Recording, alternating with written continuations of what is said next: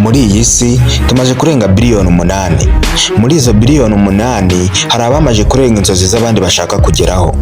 Bamaze kugera mu buzima bwuzuye kandi bwuzuye intsinzi. Ariko nanone muri uwo mubare hari abandi bataragera iyo bashaka kugera. Hari abandi bagitangira, barara bakora bakirirwa bakora ariko ntago bigenda. Nanone niba udafite icyo uheraho nta mafaranga uzabona, kandi kugira ngo ubone icyo uheraho ni uko ugomba kuba ufite amafaranga. Ibi niko benshi baguma babivuga ngo niko biri. Kandi nanone niba nta mafaranga ufite nta buzima bwiza uzabona bwa bundi urota kubamo. None se koko amafaranga niyo tangiriro y'ikintu cyose? Mu mfunyamfunyo ikibazo cyaba ari uko hari igishoro kidahagije? Ikibazo se ni uko tudasevinga? Ikibazo se ni aho duherereye? Cyangwa ikibazo ni impano dufite?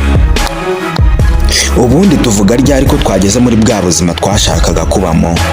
Mu mibereho ya muntu dushingira ku bintu bitatu: umubiri, imitekerereze ndetse n'ubugingo.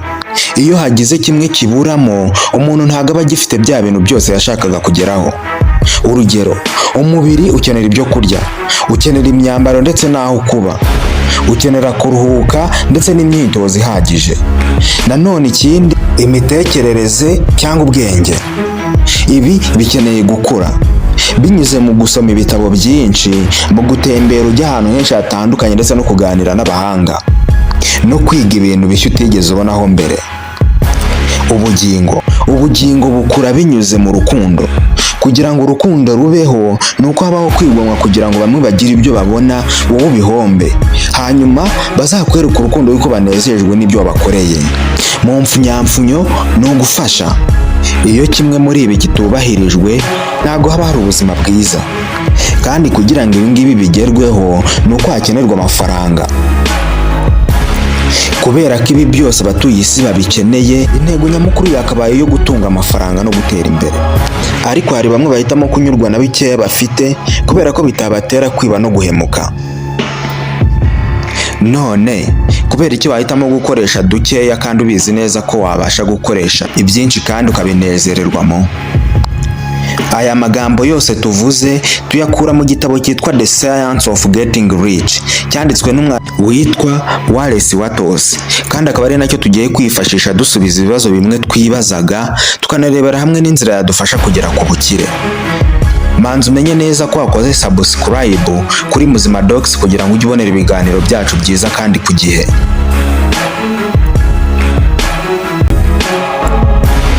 Muri iki gitabo Wallace agaragaza neza ko gukira ari umusaruro wo gukora ibintu bitandukanye n'iby'abandi, gukora ibintu bifite umwihariko. Ushobora gukora ibintu bimwe n'iby'abandi ariko ibyo bifite umwihariko, yaba wabikoze wabiteguye cyangwa kubw'impanuka byanze bikunze ubugeraho ubukire. Arongera agashimangira neza ko gukira atari amahirwe cyangwa se biva ku Mana gutyo gusa, ahubwo birategurwa kandi bigategurwa mu buryo bwihariye kuruta uko abandi babikoze. Ashimangira neza ko ikibazo atari ahantu duherereye. Nanone ni abantu bangaho uzi bashoye nyuma bakaza gomba bakagaruka muri bya bindi bahozemo mbere, muri make bakongera bagakena. Ni abantu bangaho uzi bafite impano nziza kandi zikunzwe ariko badatera imbere, bataba bakire, ahubwo ugasanga ba bandi bafite impano zitashamaje nibo bateye imbere.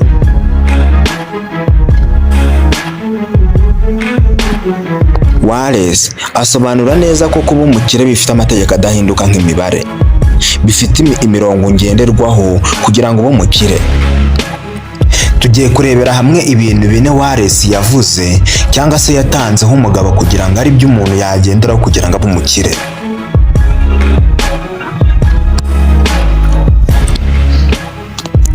Wallace ashimangira ko intandaro yo kuba umukire ari ibitekerezo byihariye.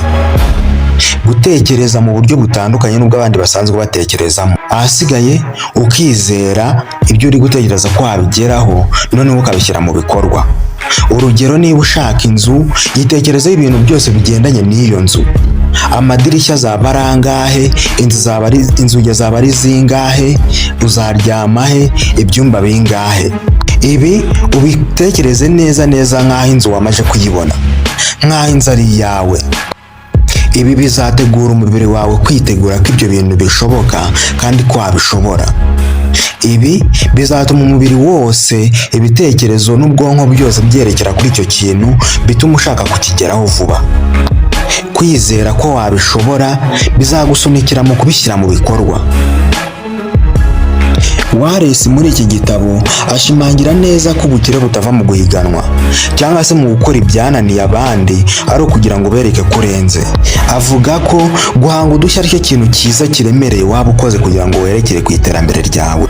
Nk'ubu urugero ruzwi cyane, Jeff Bezos yanze guhangana n'amaguriro y'ibitabo, ahubwo ahitamo kuyashyira kuri interinete. Akora iguriro ry'ibitabo ariko riri kuri interinete ritari risanzwe ririho. Urumva ko aho kugira ngo ahangane, yahanze udushya kandi abantu baragakunda. Abantu muri iyi si bakunda ibihangano bishya. Niyo mpamvu guhanga udushya aricyo kintu cyatuma werekera ku bukire. Kora uko ushoboye, ikintu cyose ugiye gutangira cyangwa icyo urimo kibe gifite agashya gatandukanye n'ak'abandi. Ibyo bizatuma abantu bakuyoboka mu buryo bworoshye. Agaciro ni ikintu cya gatatu Wallace atangaho inama. Avuga ko ikintu utanze ugomba kwerekana ko ugitanze kubera ko wubashye umuntu, kubera ko gifite agaciro karemereye kuruta ibyo wakiriye. Urugero, niba uri muri bizinesi runaka, kora uko ushoboye kugira ngo ibyo utanze bibe bifite agaciro kanini kuruta amafaranga wakiriye. Niba ugurishije isuka, ereka uwo uyigurishije ko iyo suka izamuhereza miliyoni nyinshi cyane z'amafaranga kuruta amafaranga yiguze.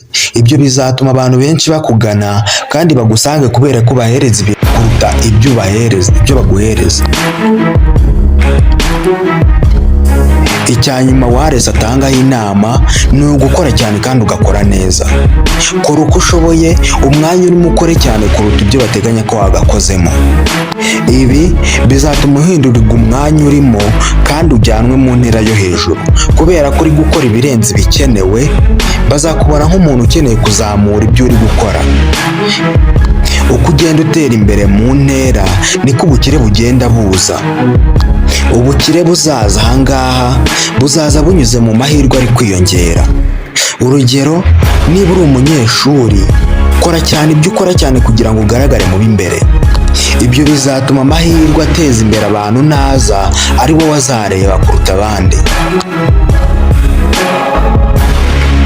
Ibi tuvuze muri iki kiganiro ntabwo ari byo byonyine byagufasha kugera ku bukire cyangwa ku iterambere ryawe. Hari n'ibindi byinshi bitandukanye tuzavuga mu biganiro bitaha. Banza umenye neza ko wakoze subscribe, nurangiza ujye muri comment uduhereze igitekerezo cy'ibyo twazavuga ubutaha. Ni naha duhiniye, mukomeze guhirwa no guhirimbanira kubona amafaranga.